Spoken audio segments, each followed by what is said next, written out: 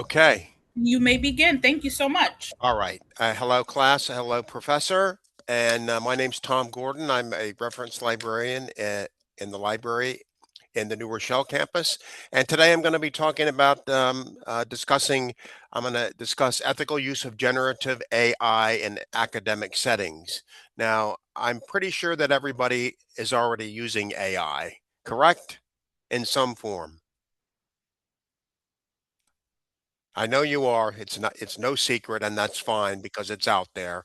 And I laughed. I had a student come in for some help a few weeks ago, and she I was helping her, and I said, "Well, this is actually a good question for AI, like ChatGPT or Copilot." And I said, "Have you used that before?" She goes, "Oh no, I don't know what that is." And I looked in her tray at the bottom, and she had ChatGPT already open and installed on her computer. So I laughed. I said, "It's okay. Let's use it. You have it here, and you've been using it, so it's no secret. It's a useful tool to assist you in it has so many uses, doing research, uh, looking up sources. Can you guys hear? Um, Hello? There's talking in the background. You can. I muted. You can continue, Tom. Okay. Um, Looking up sources, fact checking, APA. If you ask it, is this in the correct APA format? There's just a lot of uses. But what we're going to talk about today is ethical use. How to use generative AI ethically, and I want you to understand its benefits and limitations.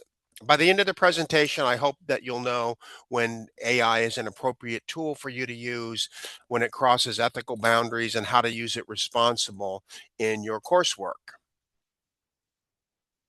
Okay, there are a lot of AI tools available for use today. ChatGPT is one of the most popular. Microsoft Gemini, Claude, etc. Um, as Monroe students, you have access to Microsoft Copilot. I have it recommended on my slideshow here through your Microsoft 365 account.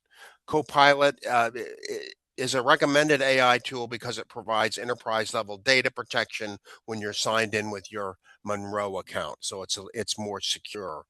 Um, these tools can help you generate ideas, explain difficult concepts, summarize information, improve writing, and even create images for your presentations. It's great for, sometimes AI is, or not sometimes, often, if you're having a problem understanding a certain passage. I also teach.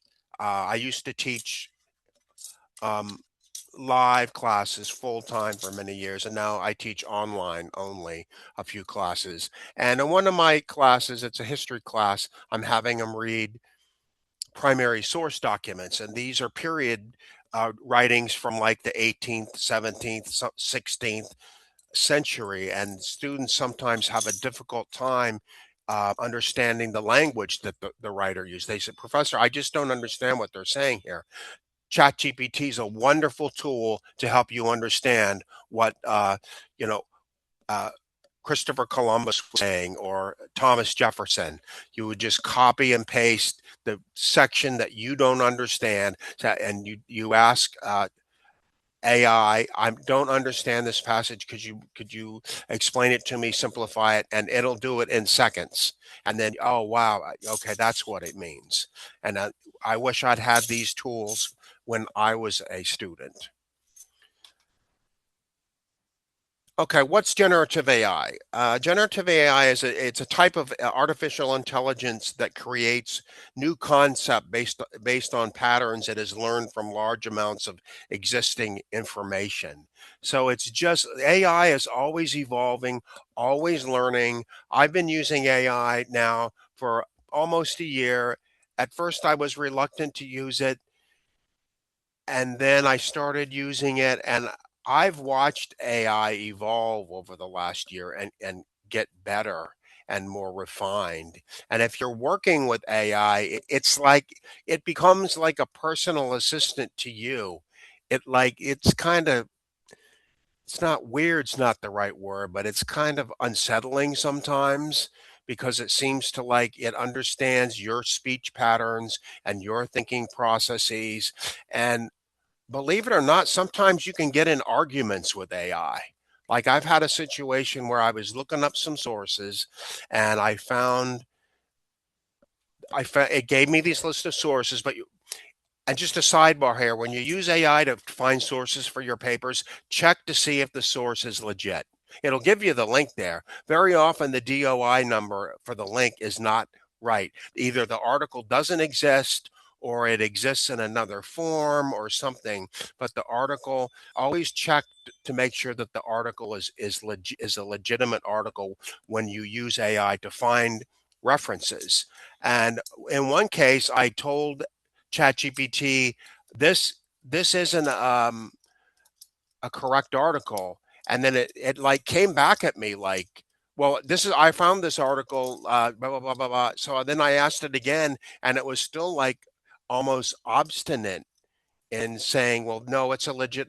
I let it go. I didn't want to get in an argument with artificial intelligence. So um, that's one of my stories about AI. It gets touchy sometimes. Um, it can also generate text, images, computer code, presentations, and much more. Remember that AI is designed to support your learning, not replace your own thinking. And that's one of the themes that I have in my talk today. Okay, why does ethical use matter when using AI? It matters for several reasons. First, it protects academic integrity by ensuring that the work you are submitting represents your own learning. Second, ethical AI promotes fairness because every student is evaluated on their own abilities. And finally, employers expect graduates to think critically, solve problems, and communicate effectively. Over reliance on AI can prevent you from developing these essential skills. Like you can become overly reliant on AI and to the detriment of your own critical thinking skills. However, I'll add a little caveat there. What I found with AI is the more you use it, you get better at like framing your questions that you're asking to AI. Coming like how to word a question better. It does help your thinking. It does focus your thinking. Like you ask AI something and it'll give you the answer and you say, well, no, that's not really what I want. And it does help your own thinking. But again, over reliance on AI can be detrimental to your own critical thinking skills. AI and academic integrity. Academic integrity means that the work you're submitting reflects your own ideas and understanding. Using AI to generate an assignment and submitting it as if you wrote it yourself is considered plagiarism in many courses. You didn't really write that. You had AI write it for you. Always review your instructor's policies because expectations about AI use may differ from one class to another. I always say that to students when they ask. I always refer ask your professor because what I accept in my classes, not only for AI but for other things, uh, what I expect for my classes may not be what your professor expects. So always check with the professor and ask before you submit your work. Okay, first, are there any questions so far?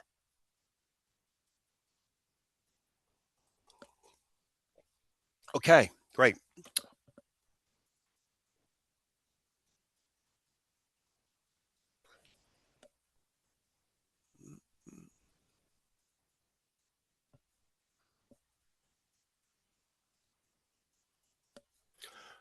Okay, when is AI use okay? Okay, AI use, I've touched on a few examples today. There's a lot of appropriate ways to use AI. You can use it to brainstorm. AI is a great brainstorming tool. Like my topic is XYZ. I need some ideas on maybe research and introductory sentence, just some ideas. It'll help you generate some ideas before you start on an assignment. You can ask it difficult concepts in a simpler language. I alluded to that earlier with the historical documents. You can ask it to explain a math problem to you. You can ask it to explain anything to you. It'll explain it to you.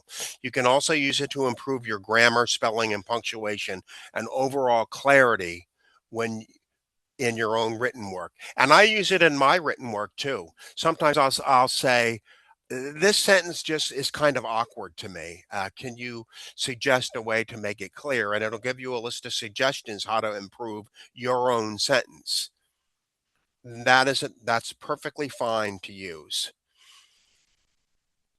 All the examples that I've given you so far, we've used AI to support your learning. It's not doing the learning for you.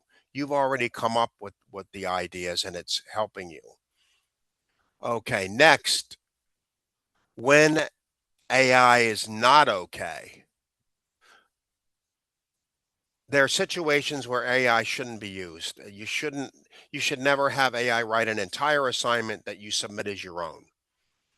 Use AI during quizzes, exams, and other assignments where it's prohibited. Where it's prohibited is also unethical. Excuse me. More importantly, never misrepresent AI generated work as your own original thinking. The goal is to demonstrate what you know, not what AI can produce. Now, the question comes up sometimes, can I use, what if it's an open book quiz or an open book test and it's not proctored? Can I use AI to find the answers? I think about that. I don't have an answer to that. On the one hand, I'd say, well, yeah, it's ethical because it's an open book test, right? You can find the answers in your textbook. What's the difference in just asking AI the question? I don't know. That's one of those gray areas, I think. If it's an open book test, I don't know. I don't have the answer today. It's something that I'm thinking about. And, you know, maybe I'll ask AI that question. Actually, I will later.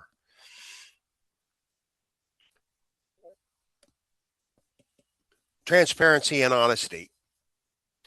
Honesty is a very important part of using AI ethically. Some instructors might ask you to disclose when AI has been used during the writing process.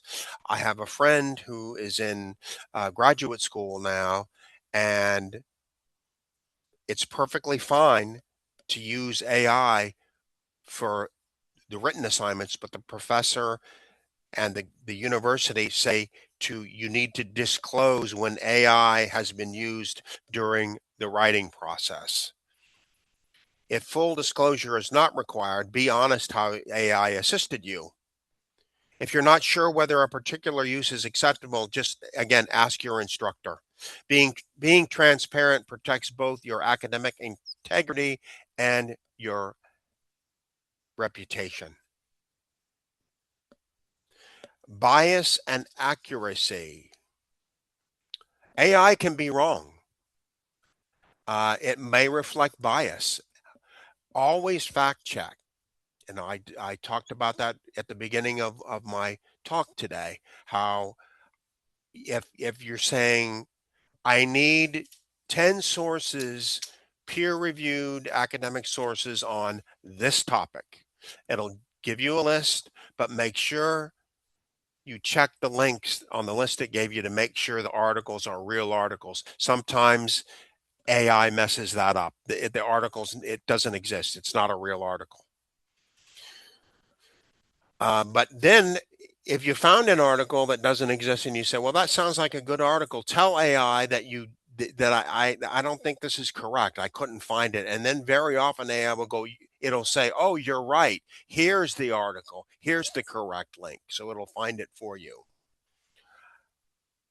It sometimes produces incorrect information, outdated facts, or even completely fabricated citations. I think AI is, I was listening to an attorney on the radio a few weeks ago saying how he uses AI to, in his own writing to help um, tighten up his writing and make it more understandable and to find legal documents. And he said sometimes the documents that AI finds are like not real document. He thinks that AI is just processing so much information that it gets mixed up sometimes. Again, always fact check AI generated information using reliable academic sources and never assume AI is automatically correct.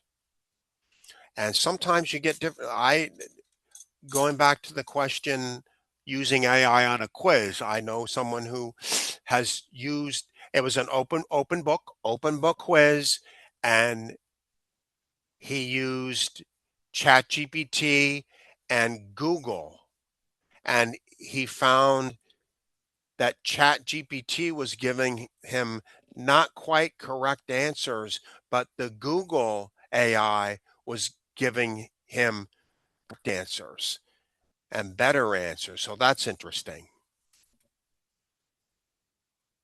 Okay, any questions so far? Again, always fact check.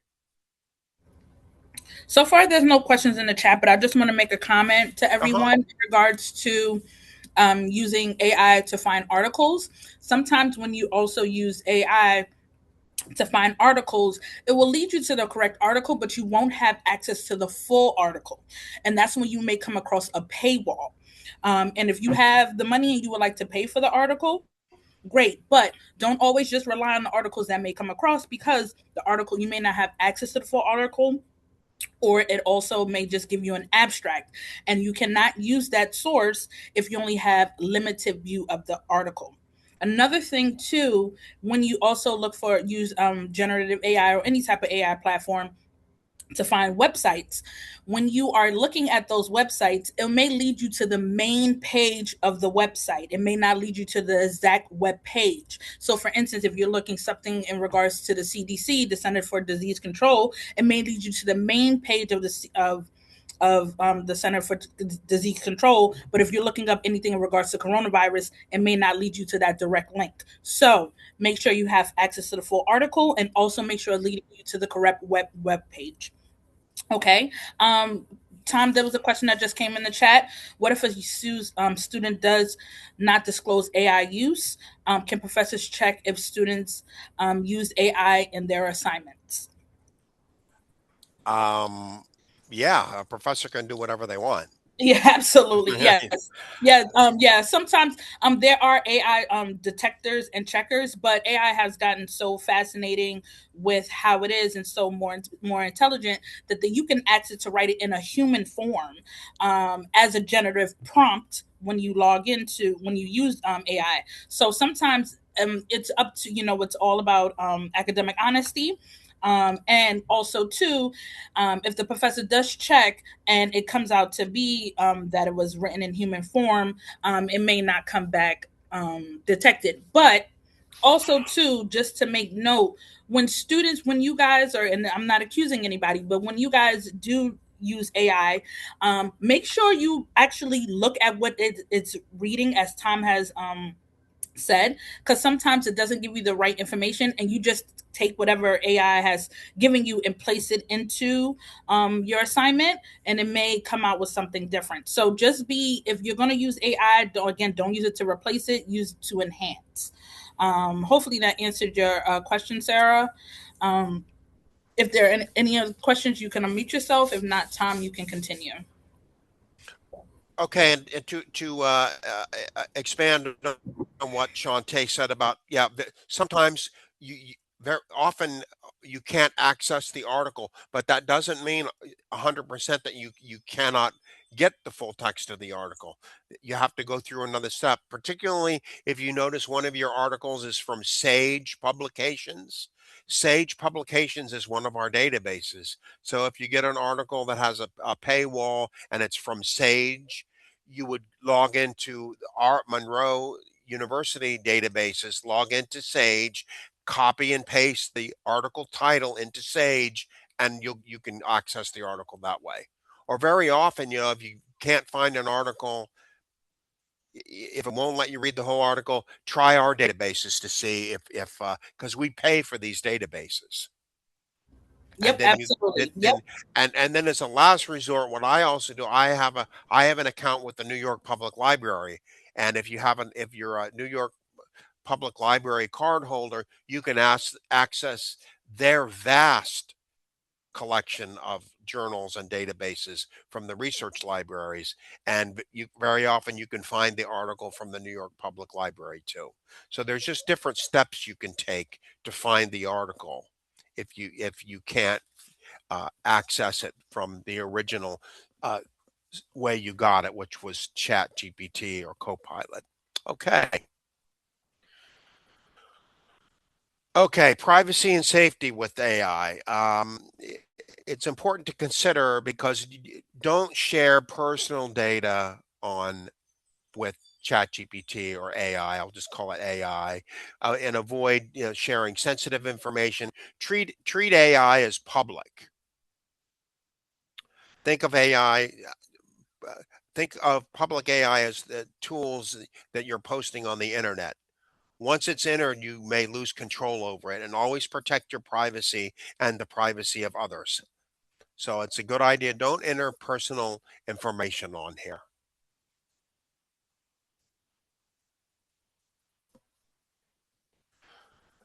Okay, let's just pause for a second. If here's some questions to consider. If you've already written a paper yourself and use AI only to reword a few sentences for clarity, is that ethical? Anybody want to answer that?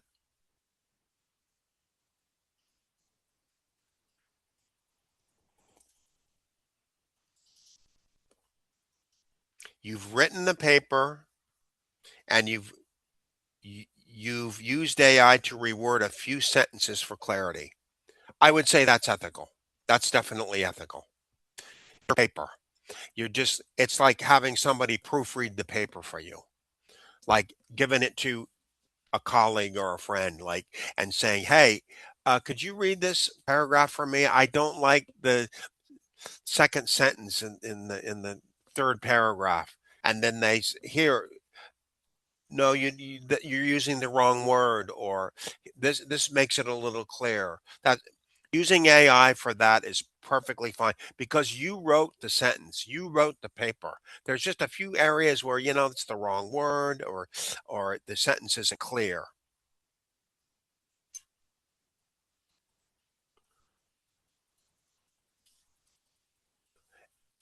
Is AI like proofreading by a friend? A lot of people do compare AI as having a friend proofread your paper. There are similarities because both can improve grammar and clarity. However, AI can go much further. Unlike having a friend read your work, AI can completely rewrite paragraphs, change your tone, recognize your ideas, and even create entirely new content. Because AI is a lot more powerful, it presents great ethical concerns. So AI, yeah, AI can do simple things like a simple little rewrite or suggest different words to use, but it can do a lot more. Okay, where is the line? The difference comes down to editing versus rewriting. Editing improves grammar and clarity while preserving your own voice and ideas. Rewriting changes the structure, wording, your tone, and even the meaning of your work. The key question is this: does the final product still represent your thinking? If not, you've crossed the ethical line. I think that's an important distinction there. Editing versus rewriting. If you're using AI to edit your work, that's fine, but to rewrite your work, that's not fine.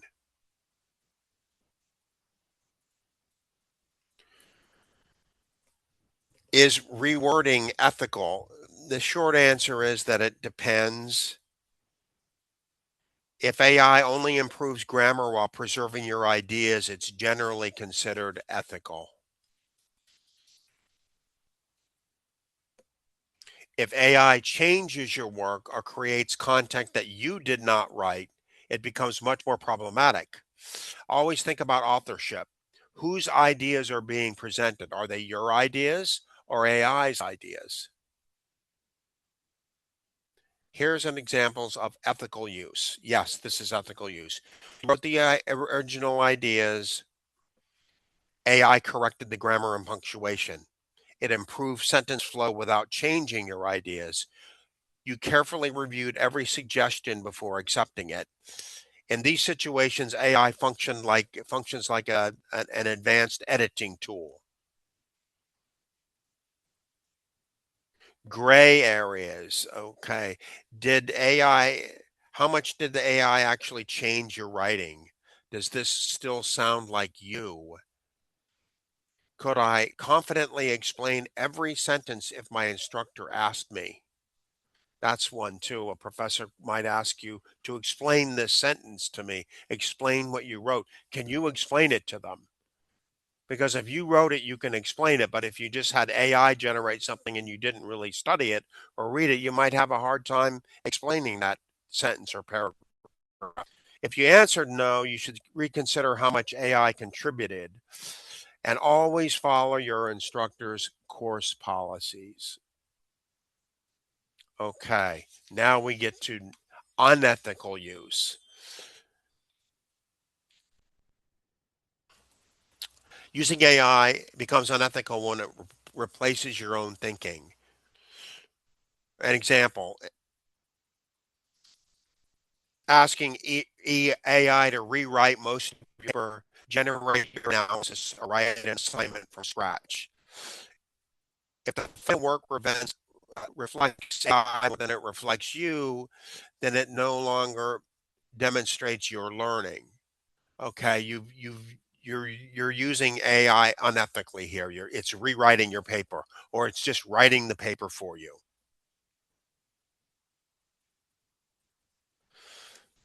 There are a few key ethical distinctions to be made.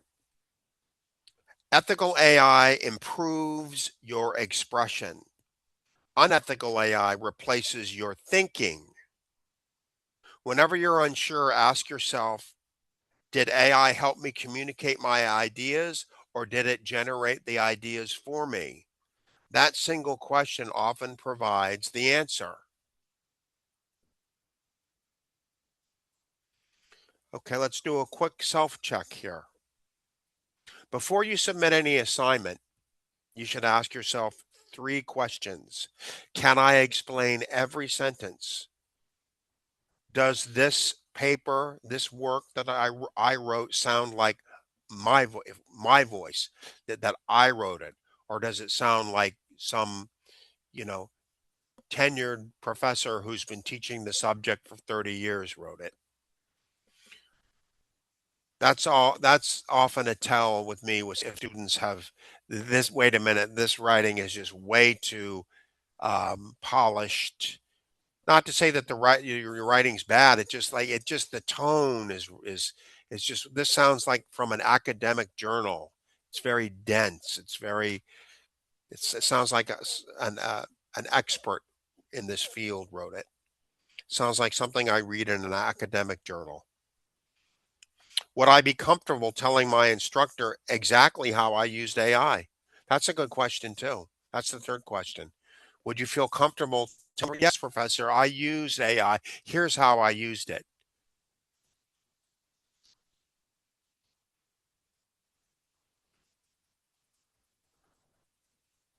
Okay, just a few questions to consider in the end. Let's revisit our earlier discussion. Is having a friend proofread your work? Yes, to a point. Where do you think the ethical boundaries exist between editing and rewriting? There isn't always one correct answer, but thinking critically about these questions helps us become responsible AI users. I mean, there's some definite yes and no's with AI. No, don't have it rewrite your whole paper. Don't, no, don't do that. But then, oh, I just used it to help my grammar and my, my wording. That's okay. Okay, key takeaways today. To conclude, remember these key points. AI is an incredibly useful learning tool, but it should never replace your own thinking. Use AI ethically, responsibly, and transparently. Always verify the information AI provides. Protect your privacy. And whenever you're uncertain about acceptable AI use, ask your instructor before submitting your work. And with that, that wraps up today's talk. Now I'll take questions if anybody has any questions. Tom, there was a question from Sarah. She said, "Can you give examples of brainstorming prompts that you use to generate ideas for writing a paper?" Um, Give me an idea of what paper you're working on.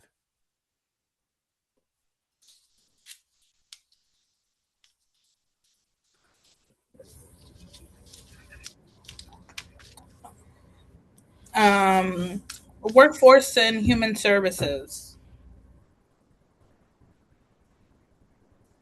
You would just write, I'm looking, I'm looking for information on workforce and human services.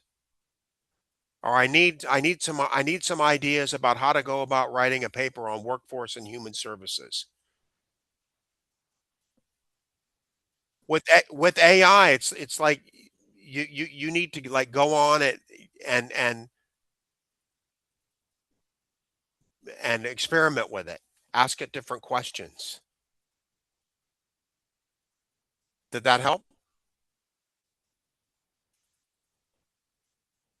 Or you could even tell it like I'm brainstorming for ideas on workforce and yeah, I'm brainstorm. Could you help me brainstorm for ideas on this topic or this topic? And that's how I would go about it.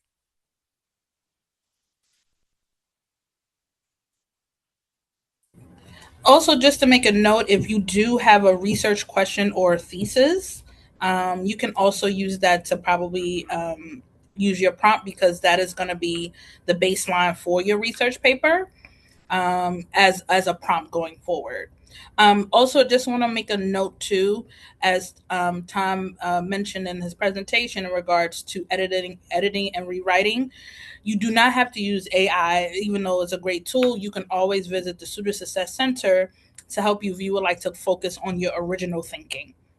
So I'm not trying to take away from the AI, because we all have used it, but you can also visit the Student Success Center to help with editing and rewriting your paper to keep your original And idea. proofreading, yes. Correct.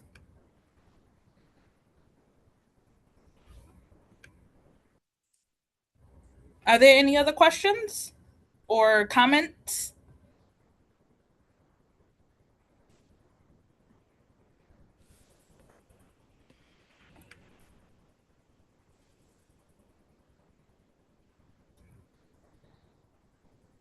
Okay, so I think we can wrap here. I'm just going to stop the recording.